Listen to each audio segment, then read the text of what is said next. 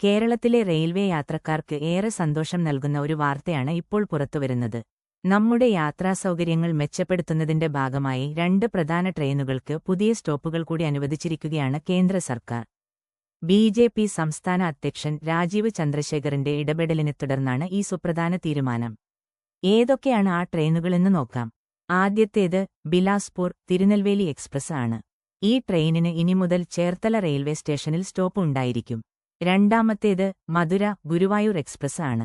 ഈ ട്രെയിനിന് ഇരിഞ്ഞാലക്കുട റെയിൽവേ സ്റ്റേഷനിലും പുതിയ സ്റ്റോപ്പ് അനുവദിച്ചു.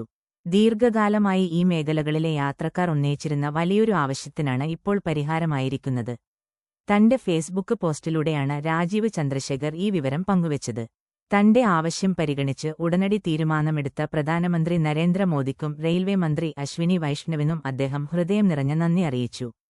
മലയാളികളുടെ യാത്രാദുരിതത്തിന് പരിഹാരം കാണാൻ മോദി സർക്കാർ എപ്പോഴും ഒപ്പമുണ്ടെന്നും ഇതാണ് പ്രവർത്തന മികവിന്റെ രാഷ്ട്രീയം എന്നും അദ്ദേഹം കുറിച്ചു. ചേർത്തലയിലെയും ഇരിഞ്ഞാലക്കുടയിലെയും ആയിരക്കണക്കിന് യാത്രക്കാർക്ക്, പ്രത്യേകിച്ച് ജോലി ആവശ്യങ്ങൾക്കും മറ്റും സ്ഥിരമായി യാത്ര ചെയ്യുന്നവർക്ക് ഈ പുതിയ സ്റ്റോപ്പുകൾ വലിയ ആശ്വാസമാകും.